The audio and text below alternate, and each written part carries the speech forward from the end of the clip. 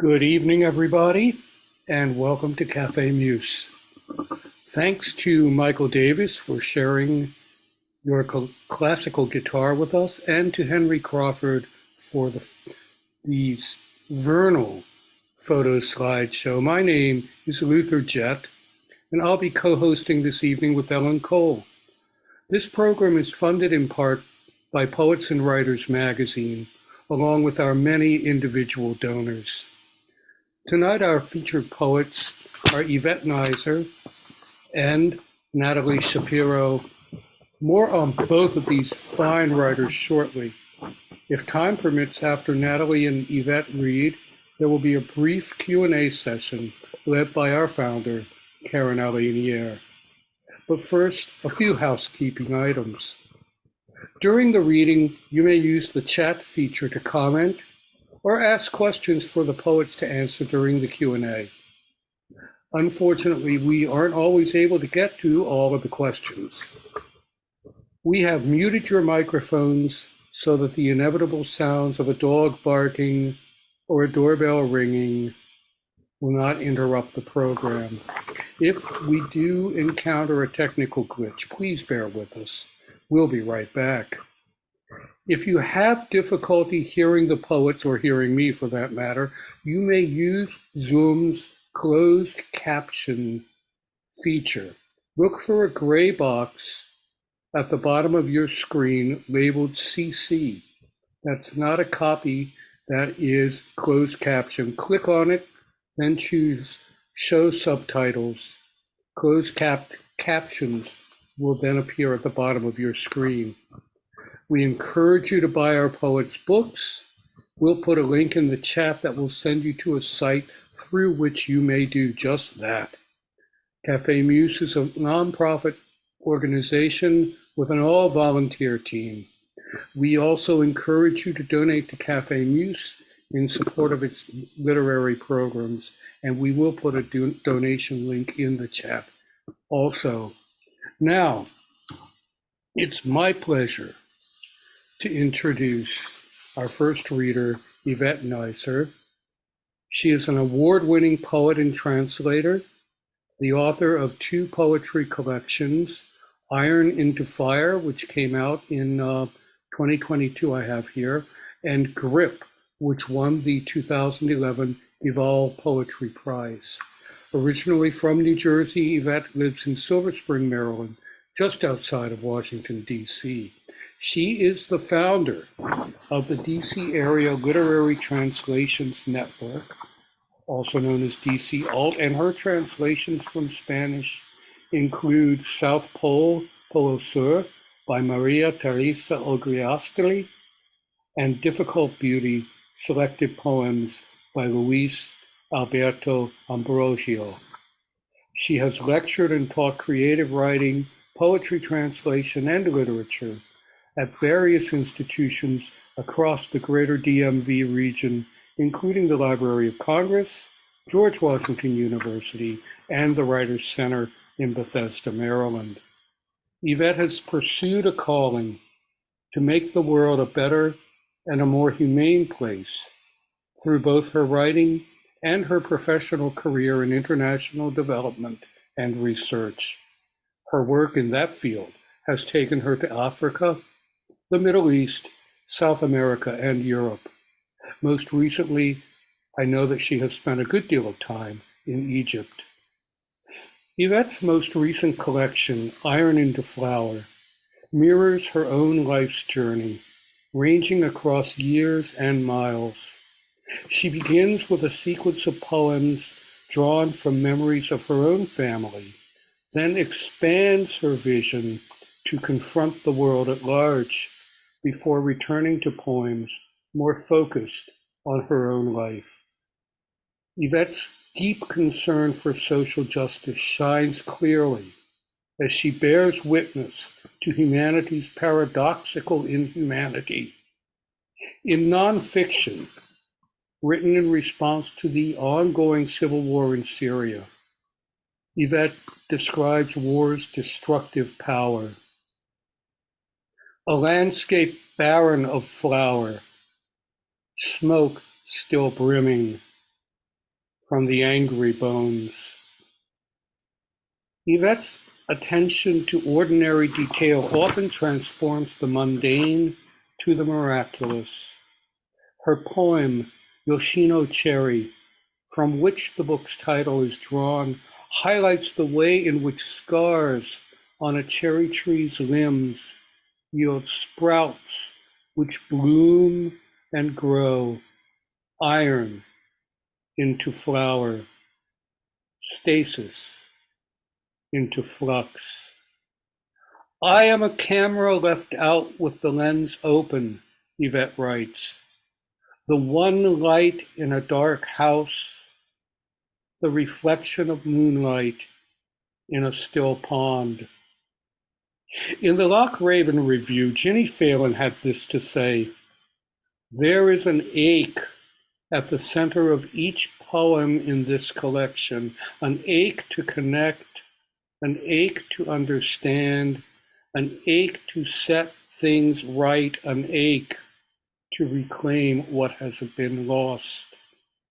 Serena Augusto Cox, curator of Savvy Verse and Wit, tells us that Yvette has traversed through memory, history, culture, and so much more to emerge into the flower she is today. There is indeed so much richness to be explored in this book.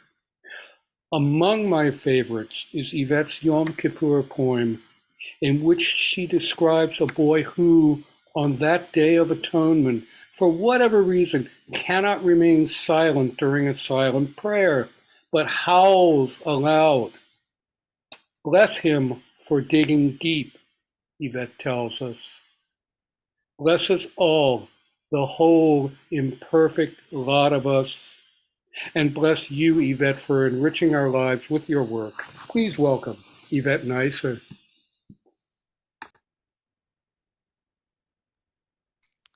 Luther, thank you for that incredibly touching introduction. I don't know how I can I can follow that. Gosh, you said a lot of the things about my book that I usually have to say myself. So anyway, and I also want to thank the Word Works and everyone involved in the Café Muse series for organizing this. You guys are incredibly professional, and for inviting me to read tonight. So, as prefaced by Luther, in the context of the ongoing devastating war between Israel and Gaza, I'm going to start with two poems about the conflict. And by the way, this is the book. I'll talk about it more in a bit. So this first poem I wrote during a flare-up in the conflict in 2021. It started during Ramadan. There were skirmishes around El Aqsa Mosque, which is a holy site in Islam, and then ended up with Israel bombing Gaza for about 11 days. The poem is called Dainu, which is the name of a traditional Jewish song sung during the holiday of Passover. It recounts the trajectory of the Jews escaping slavery in Egypt. And so it's a kind of a litany of thanking God, if you had only taken us out of Egypt, that would have been enough. But then God does more and more, and eventually bringing the Jews into the promised land of Israel. The word Dainu means enough for us, or it would have been enough for us. Dainu. Had God taken us out of Europe alive, it would have been enough. Had he taken us out of Europe alive and brought us into the land of Israel, it would have been enough. Had we entered the land of Israel and revived the Hebrew language, carving its letters on ruins and gravestones, renaming cities and villages, it would have been enough. Had we renamed cities and villages while Arabic was covered in dust, enough. Had we built settlements but not checkpoints, had we claimed Jerusalem but not evicted its residents, had we evicted them but not dragged them from their homes? Had we controlled the old city, but not raided Al-Aqsa, not disrupted Ramadan prayers, iftar meals, Eid celebrations? Had we occupied Gaza, but not shut off the borders? Had we shut off the borders, but not bombed homes? Had we bombed homes for one day, but not for days on end? It would have been enough. I swear it would have been enough.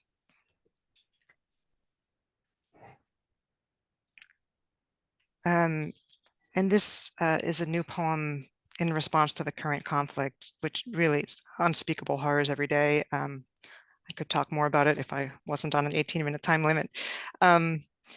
So in the beginning of the conflict, there were news reports about parents in Gaza writing their children's names on their legs and arms so that if they were killed, they would be known, could be known by their name and not just as a number. And around the same time, I read a story in the Israeli press that Israeli tattoo parlors were inundated with requests from people wanting to get tattoos commemorating October 7th, the day of the massacre, known as Black Saturday in Israel. This poem will be published in the next issue of the Palestine-Israel Journal, which is a co-edited Palestinian-Israeli publication. Ink. Hold your children close. Etch their names into their skin. Etch their zodiac sign, their favorite color. Etch the date, 7 October, Black Saturday. Etch the Star of David, the contours of your home. Ink for human, ink for pain. Ink cannot be erased. When nothing is certain, the ground beneath us rendered, shaken. If we are alive, if we can pinch ourselves, we still have a body. The only sure thing we carry from place to place. We ink our dreams on it, our identities, our memories. Whatever we want to keep, we must put on our skin.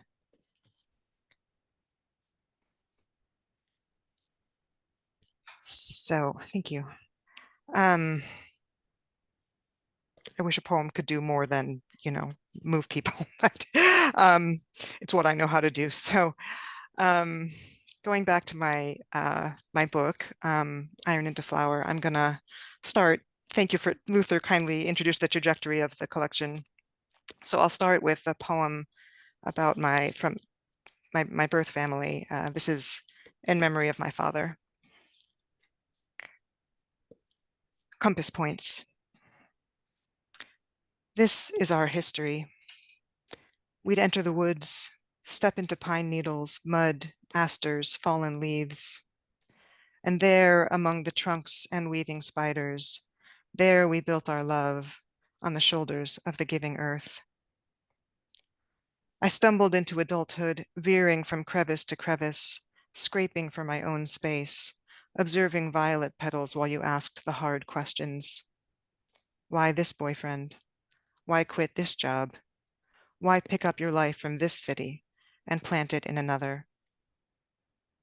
You'd sprint as we neared the peak, impatient to see the view from every angle, to identify our compass points, to find the perfect landmark. I preferred the climb, discovering detours and hidden nooks, exploring every path. Still, we both loved to look for sunlight above the tree line, to ponder a certain rock or fallen trunk ringed with time.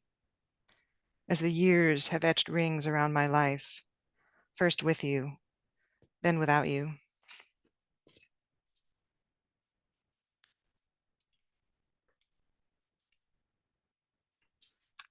Thank you. Now we're going to dive into the section of the book about my marriage, children. How love begins. a pure blue, the color of ocean. His voice always singing, whistling. Waves lap in, fronds of ferns lengthen. Wisteria winds around trees.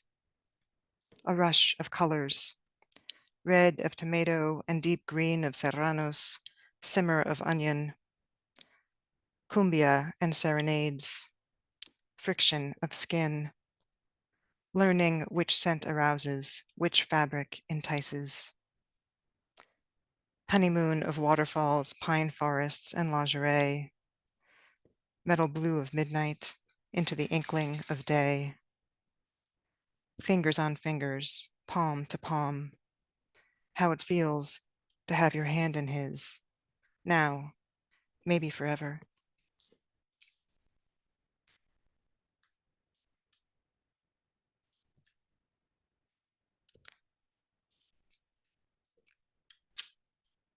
Husband,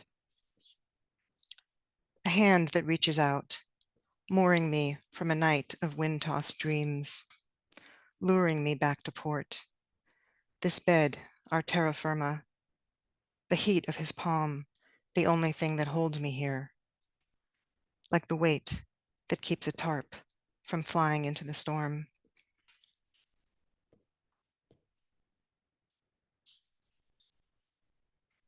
October evening. Darkness comes early and surrounds us like a tent closing its canvas. In the glow of kitchen light, my children's faces are all that matter.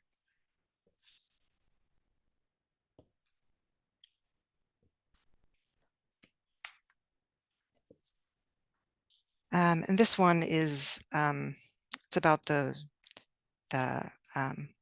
first months of separation after a spouse leaves the house. What you left behind. A closet full of tools I cannot name. An industrial strength vacuum. Receipts from 2005. Books you never read. A 40-foot ladder. Empty, crusted paint cans. Years of dust in the corners we never swept. Cracked windowsills and peeling paint. Curtains hung crookedly. Others never hung. The bed we bought together and the sheets we slept on. How many years? Dreams where I sense you lying next to me and wake up saying, no, no, no. Your last name on every document I own. The hollow of its vowels.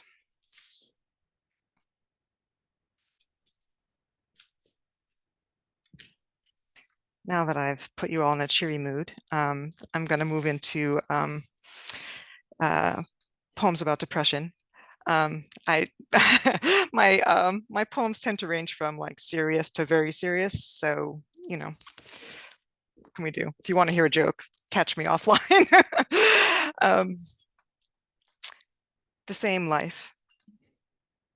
Here in my kitchen haven prison, glass separates me from the sunset, from the greenery of pines and poplars.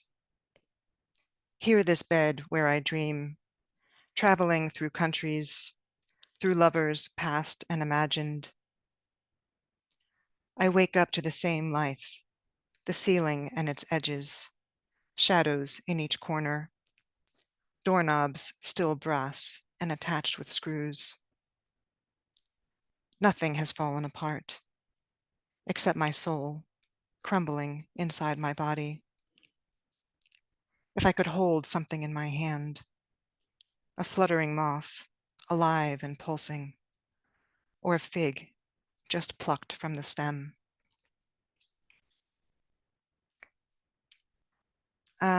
So, you know, thank you. Even though it may be depressing to read poems about depression, I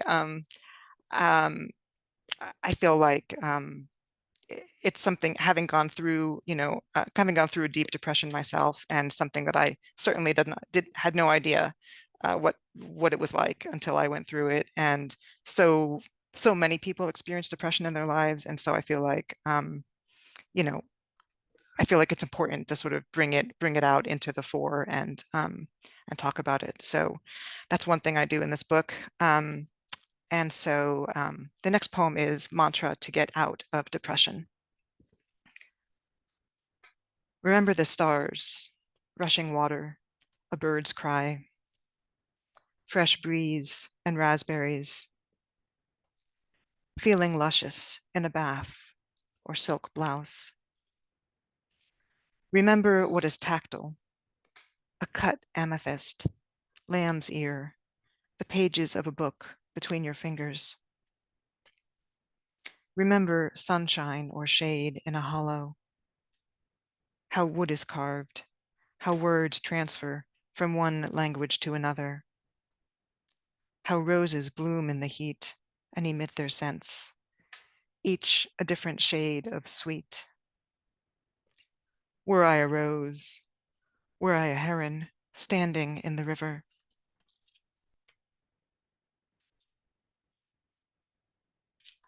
Thank you. It's so nice to get this virtual applause. Sometimes when you're reading online, you sort of feel like you're in a vacuum. So the last section of the book is about rebirth and self-discovery.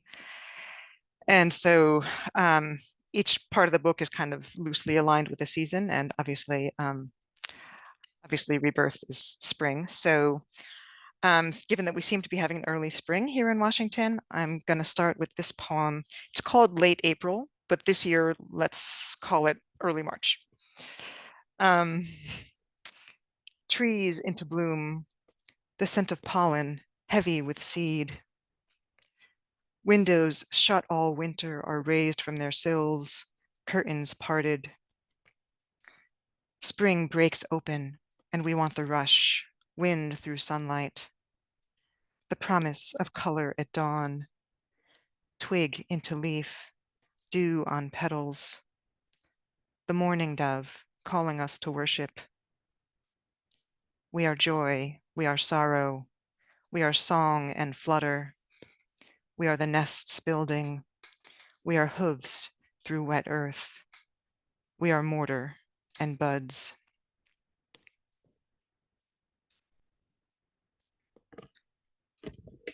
Next poem. Well, everyone who knows me knows that I'm a super early riser, meaning like, way before the sun rises. So I wrote this poem when I was visiting Seattle some years ago. Before sunrise. Sleep eludes me. What I know is how to be awake, how to tread these streets like a shadow. I surprise even the mountains, still emerging from the clouds, defining their shapes.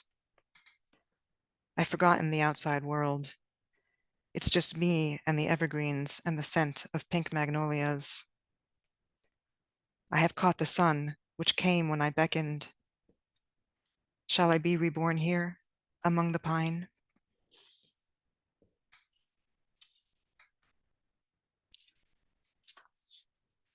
All right, it's getting lighter, you see. All right, so yes, so Yoshino Cherry is the book from which the title comes, that Luther mentioned. And yes, it's inspired by the Yoshino cherry tree, which is pictured here. I snapped this photo. I see a couple of my neighbors are on the Zoom. I snapped this photo at in our neighborhood down 14th Street, close up of one of the cherry trees there. Yoshino cherry. You'd think nothing could penetrate that bark, silvered and solid as a wall. Yet flowers burst straight from the trunk. First, a tiny shoot, a spray of buds, then bouquets of blossoms. These petals, translucent to the touch, veined and edged in pink. Cherry tree, show me how to draw beauty from the rough spots, how surfaces can shift. Iron into flower, stasis into flux. Thank you. All right, and I'm going to close with the last poem in the book. Texture. Hungry for color, for touch, for the rough skin of nuts and the sweetness of pear, for the wildness of wild animals, raw and gritty, teeth and dirt, for sticky summer heat, groove and clutch, lick and steep,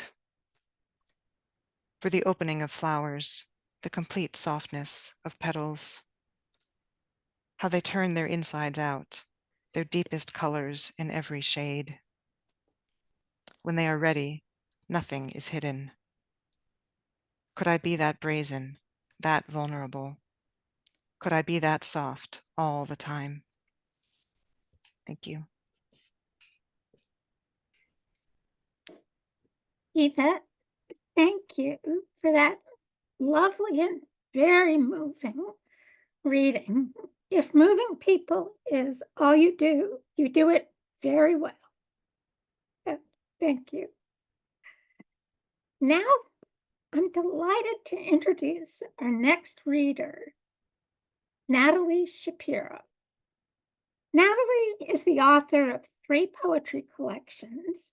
Her debut book, No Object, was published in 2013 by Saturnalia Books. Her second book, Hard Child, published in 2017 by Copper Canyon Press, was shortlisted for the prestigious International Griffin Poetry Prize. Her most recent book, Popular Longing, also published by Copper Canyon, came out in 2021. In 2023, Natalie's chapbook, Today Hamlet, was published by Outspoken Press in the UK. Natalie's poems have been in many of the most respected literary journals, including the New Yorker Poetry, the New York Times Magazine, the London Review of Books, the Paris Review, the Nation, Field, the New Republic, and elsewhere. She's a lawyer and professor of poetry at Tufts University. She's also an editor-at-large for the Kenyon Review. Her awards include a National Endowment for the Arts Fellowship, a Ruth Lilly Fellowship, a Kenyon Review Fellowship, and a Great Lakes College Association New Writers Award. Her work is included in the anthology, Another Last Call, Poems on Addiction and Deliverance, along with Jericho Brown, Joy Harjo, Ada Limon, Sharon Olds, Diane Seuss, and Ocean Vuong. Natalie is a member of Writers Against the War on Gaza, which you can Google if you want more information. Reading Natalie's work, I'm ensnared by her humor and the ever-present energy that jumps out of the page and lassos the reader. The judges of the Griffin Poetry Award wrote, "The poems in Natalie Shapero's Hard Child come as close as lyric poems can to perfection." Reviewer Denise Duhamel says, "Shapero fastens you in a roller coaster car that creeps up a rickety hill, zooms into an abyss, then flips upside down." And Chris Spade from the Chicago Review declares, "Shapero sounds like the closest American poetry has come in decades to stand up." But beyond the humor and the cleverness, the hard and fearful facts of present times is integral to Natalie's work. climate destruction, the failures and silliness of popular culture, and the vulnerability of people all over the world. Hell appears frequently. Reviewer K.R. Miller says, her poems punch with finesse, mobilizing the detritus of society and memory to wrangle with God and death. In Popular Longing, Natalie's poems talk to us about consumerism, desire, the ubiquitous violence, mortality, California, and war. In one poem, poison has been laid down for rats, and there's an epidemic of pets dying. In another, flowers are killing people. Bodies are everywhere, embalmed, suicided, or maybe people have no body at all. A woman is sexually excited by a refugee telling her about the killings and gassings in his homeland. In the center of the book is a stunning series of American sonnets titled, Don't Spend It All in One Place. You can trust Natalie to tell it like it is and make it funny. And if this sounds too much like roaring, she'll tell you, keep it down or the war will hear. Friends, let me present to you the remarkable truth teller and stand-up poet, Natalie Shapero. Thank you so much, Ellen. Hi, it's really nice to be in this virtual space with other writers. I think this is a time when I'm especially grateful for the community of poets that we have near and far. I want to say thank you to Café Muse for putting this event together and for having me. And please do, if you're not familiar with the work of Writers Against the War on Gaza, you can find them at the website is just Writers Against the War on Gaza. And they are just one of many groups right now doing the essential work of mobilizing for a free Palestine. And I hope that everyone will join. I am just going to read from my book, Popular Longing. And the first poem I'm going to read is called My Hair is My Thing. My hair is my thing. The symphony is out of funding again, and no wonder. All those violins, the twisted strands and sponges. Who could not think of torture? Last week I read a novel about a man so awful that when he died I wept because it was fiction. I wanted it to be real so I could watch him really die. And I wanted you to die also, and to be feted with a lengthy organza-filled funeral, so that I could make a big show of blowing it off. I decided to go out and get a tattoo of your funeral with me not there, but apparently it's illegal here to tattoo a person who's crying. The trend now is to be interred with beloved possessions, pearl-trimmed gun, gold watch, whatever you got. Some people recoil at the waste of it, but not me. These contused little objects of wealth, they're disgusting. I just pray we have earth and shovels enough. I pray we have bodies enough to bury them all. The suggested face for sorry. You and me, we are the opposite of twins in an old story. When I am in pain, you don't feel it.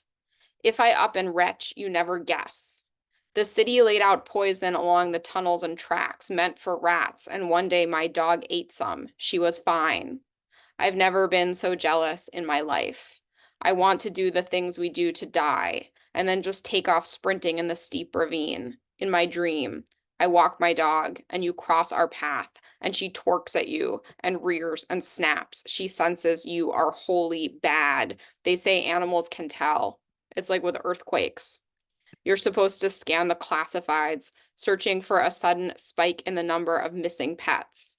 And that's how you know to prepare. Maneuver away from shelving.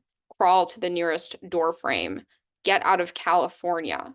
What are you waiting for? Lying is getting. Lying is getting to me. The high-ups instructed me not to tell their dad about the particulates.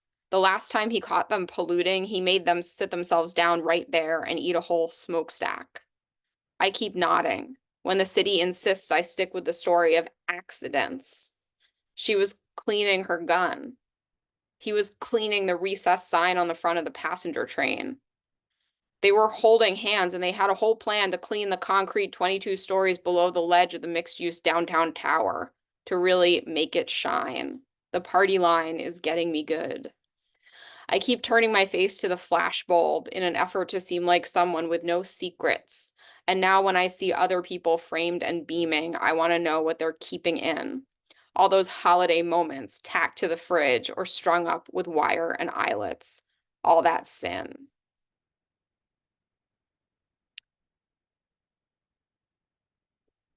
Five by 7. Really, when people have photographs of themselves displayed on their walls, I just assume they have died, and it is their ghosts who invited me over. They're ghosts with whom I'm sharing a meal, making small talk about all the bodies and trash on Mount Everest. Oh, lacquered ghosts, so high on your own finished triptych of fets and feats and the corresponding assurance you go unforgotten. Let's go out. From the recent restaurant boom, infer a citywide uptick in rage-ravaged homes. People want new spots to fight, to squall and snipe, lose their appetites, be brought the chalkboard special, not touch it, see it whisked to the kitchen and scraped out back for a dog to eat, but that's cool, dogs have to eat too. Thank you. And I am going to read this sonnet sequence that Ellen mentioned. Don't spend it all in one place. So it is 14 short little poems that all talk to each other. Don't spend it all in one place. The whole thing about museums is they don't let you have a pen. It is formally prohibited to write with a pen while proximate to the collection. The only appropriate response is scorn. Just what do they think is going to happen? Do they envision me slipping, flailing with my pen hand extended and somehow streaking ink all over their corrugated sculpture of a big tin knot? Mocking the prospect of a museum goer scarring the art helps me forget about all the times it has, of course, happened. Acid splatter across the Dutch nude, hammer to the arm of the Pietà, or the pipe bomb placed beside the high relief, or the man who drew his gun and shot up a wall of old masters and then himself. Attacks on artwork are common enough, but it's not as though every odd watercolor gets its own special day to be maimed. It's more that specific paintings enter into cycles of finding themselves slashed and restored, punched through and restored, effaced by aerosol, and then restored. Once a painting gets famous for having absorbed some disturbance, everyone wants to have a go. It's like those woods where a few people killed themselves, and then all of a sudden all these tourists were planning pilgrimages there to do the same. The woods were in an area accessible only by ferry, and after a while the agency that governed the ferry system declared it a crime to purchase a one-way ticket. What I want to know is, what does it mean to take out anger on an object? Can pummeling something that won't experience knowledge of its own breaking be productive? Or does it simply commonize misdirected violence? Make it okay. I gave my dog a human name. And sometimes when I encounter people who share that name, I mention it and I watch them appear affronted as though I'm somehow calling them a dog. Should I have chosen instead the name of a painting, as a painting would just take it? Is that what they're made for? Like the new-to-market robot that's ostensibly for cleaning, but everyone knows its primary function is dipping its optimized head in a show of deference. Can't keep it in stock. The magnate hyping his new memoir of depression in interviews across a range of platforms repeats and repeats the line that he knew he was ill when he surveyed the unchecked magnitude of his holdings and still felt. What I want to know is not the sum, but the specific assets that dared to deliver no thrill. There must have been art. Everyone wonders what happens to stolen paintings. And it's common to speculate that they end up hoarded in the climatized chambers of stealth collectors. Is that what they're made for? To marshal their beauty in the service of diagnosis? In that case, nobody needs them. We already have that power to stare back at tycoons and have them feel nothing. For what I was made, no one has said, but my own arc doesn't seem to be the answer. I'm not put out. Having been instructed, it is an honor to exist on this earth for the story of somebody else, to emblematize their wishes and dreads, to model and mollify. Look at songbirds, how they're only around so our dead might appear to us as them and thereby avoid the shame of recurring as objects. Or the 90-year-old sea turtle in the aquarium's briny dim, who allows onlookers to pride themselves on not yet having grown so old, on being comparatively lithe and hot. This wish to feel young. Recalling my own past, I can't imagine desiring to go backward, but of course I am aware it's a popular longing.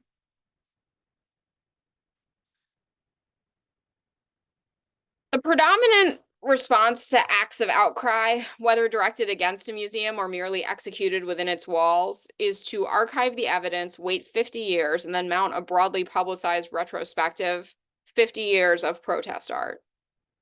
Any other approach is plainly wasteful. Eat up what's put before you or step aside. We're in lean times.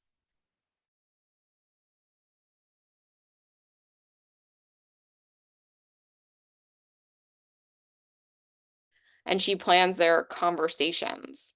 I see her getting gooey at the mention of a fresh blockade or gassing. Excited for the two of them to drink and decry it that evening. Days when the war is dormant, she's almost grieving.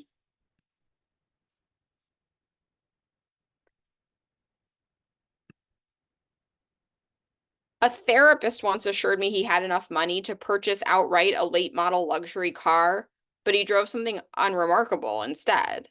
His whole thing was he didn't want his patients walking past his parking space to nurture resentments, to conceptualize their pain as a kind of fuel for his modish life. That never made sense. Wouldn't he want the costliest car on offer, so his patients could see it plainly and be assured they understood where their dollars were going? They know he has money.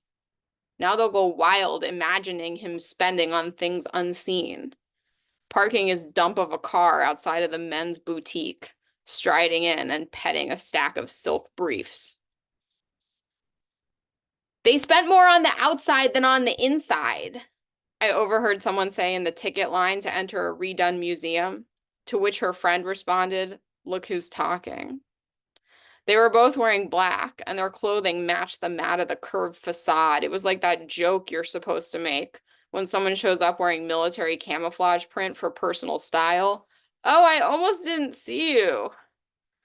I prefer a different bit, in which I imagine that everyone sporting woodland pattern anoraks and desert pattern pumps is enlisted in a single stateless army, and I feel my own fear of them and my propulsion to hand over whatever they want. But what do they want? 50 years of protest art. Somewhere between the cast polymer dynamite at the palace door and the offset lithograph, "We won't fight another rich man's war." A museum might also want to present a show of its own obstructions. You're nothing in this town if you can't monetize your sins. Combing through the archives, they'll hit on a trove of letters from eminent artists, sent in protest when the museum started, lamenting the ticket price of 50 cents. That was big money then. Should access to art be restricted to people of means? Frame it, tack it to the wall. The cost of a ticket today is $20, an increase of 3,900%. Some museums get famous for having been robbed. Institutions with this distinction can include with their $20 ticket an exhibit of the empty frames. Should absence of art be restricted to people of means? When the policy states that carry-alls must be left at the lobby desk, I always wonder if their worry isn't weapons, but empty space. Is it formally prohibited to walk the length of the gallery floor with a hollow in your bag precisely the dimensions of Rembrandt's only seascape? Mocking the bag check protocol helps me forget about the tavern scene with the bullet holes right through it. How it continued to be shown, and did its display of damage make it more valuable or less? Give them what they want. But what do they want? Ultimately, I find this place to be a fully predatory city. Electric fences, post-op sepsis, the insult no one ever saw her first. You can't even stand and wait for your train without someone suffering from an acute case of undercongratulation praying for you to shuffle to the edge of the platform and teeter over so that he might intervene and be seen as a savior.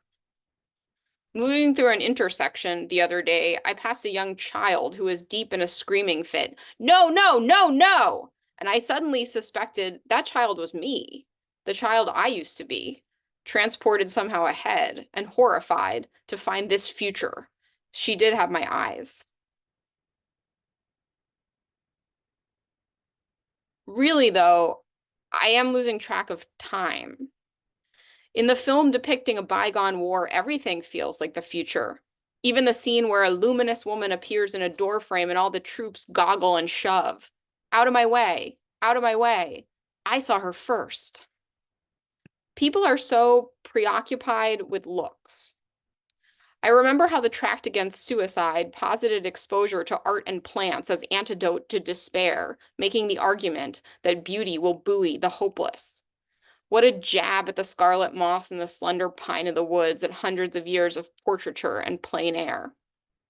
I take it they just weren't pretty enough to convince anyone to abandon their plans. I take it no one ever saw them first. Spotting a man in a flat wool cap with lines at his eyes and mouth, I thought, that's how my friend D will look in 10 years. And then I realized, no, that's what he looks like now. I am losing track of time. I can't even view a painting anymore without picturing its future. Knife marks, singes, punctures in the canvas, patches of varnish half-eaten by splatters of lye. Of course, that's hardly the full extent of the methods. I've been meaning to learn them all, but I'm afraid to read any further on the subject, even though I know it's childish to fear reading. It's like being scared by a movie, needing water but hesitating to enter the kitchen, having hours earlier watched someone get it in a gray room, all through the neck. Ultimately, it's a mystery why anyone would choose to visit a museum. To accumulate more and more images, they'll only end up begging to forget. I can't even go near a painting without wondering at what point will it finally get encased in protective glass. This won't stop anyone from hurling objects in its direction, but it will result in the shattering of most projectiles. And the painting just hanging there afterward, surrounded by smashed fruit and splintered pottery. Like some disfavored leader, I can't not see it. And I can't not think of the queue in the marbled entry hall, the counter, the request for a one-way ticket to the gallery. That'll be $10. Thanks.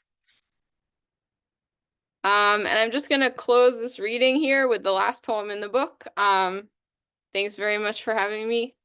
It's called Pennsylvania. Sometimes people are like, why is this poem called Pennsylvania? And it takes place in Pennsylvania. Pennsylvania. Other children, when I was a child, would at times invoke the inner light. I misunderstood. I thought it meant God scorches within us and God, like a torch, can go out. That was so long ago. I've since ceased my believing in death. There's no such thing. There's only a kind of a brownout, the whole of the globe turning off for a moment and then shuddering back the same as it was, except one person short. And then before long, an utter new person is born. Somebody worse. Thank you. Thank you, Natalie. That was amazing. I feel like I'm going to be afraid to go to museums from now on. Now, Karen Alanier will lead a brief Q&A session. Okay, well, what a wonderful set of readings. And I was just, very taken with the flow that came from both Yvette and from Natalie. And I was wondering if we could talk a little bit about process, because I would like to know, what do you do? How are you, are you lying down? Are you traveling? Are you sitting in a chair with a desk? And, what do you do? What is your process? Just a brief sketch. How about you, Natalie? I write a lot of my work out loud while I'm doing other things. I walk a lot. I live in Los Angeles. I live near like a big reservoir, and I walk around the reservoir a lot, which is like this kind of either meditative or psychotic practice, depending on who you talk to. And yeah, I think, I like to think a lot about rhythm, so I think it helps me moving while writing. Yeah. Well, that really fits with your flow, I think, how you present your work. I really appreciate knowing that. Thank you so much. Yvette, how do you do it? Well, not lying down, I can tell you that. If I'm lying down, I'm probably falling asleep. Yeah, I mean, my sort of writing time, if I take a daily time, which I don't always do, is first thing in the morning when I wake up. Usually it's still dark. So that's kind of my quiet, reflective time before my teenagers wake up and things like that. But I also write things, if things come to me, I'm maybe when I'm traveling or when I'm out in nature, something might come to me and I might just, start jotting it in a notebook, or nowadays I use the notes on my phone. Yeah.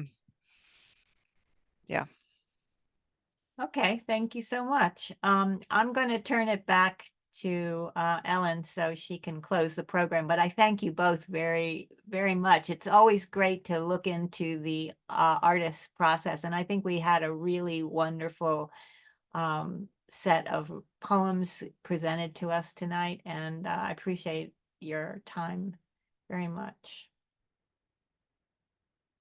Thank you, Karen. You always ask the most interesting questions. It's fun to hear the answers too. Yvette and Natalie, thank you again for this reading, which was so timely and moving. So thank you. Michael, thank you for your music, which, as always, was lovely. And thanks also to Karen Alanier and the WordWorks for sponsoring Café Muse, and to Henry for working his technical magic. And thank you to my fellow co-hosts, Luther Jett, Renee Garrity, Henry Crawford, Majda Gama, and Claire McGough for doing the work that allows this reading series to happen. This evening's event was supported in part by poets and writers and by our many private donors. Thank you. We appreciate you so much, our wonderful audience, for being here. If you want to watch tonight's program again, it will be up on Café Muse's YouTube channel tomorrow, and you can extend your enjoyment by purchasing the poet's books. The link is in the chat, and telling others about the series. I hope you can join us for the next Café Muse program on Monday, April 1st at 7 o'clock, featuring two extraordinary poets, Jean Nordhaus and Jane Satterfield. The program will be hybrid, both online and live at the Writers Center. Please make sure you've registered on our Café Muse website so that you'll receive information on the event as well as the Zoom link. Have a wonderful evening, everyone. and enjoy the wonders of our early spring. Good night.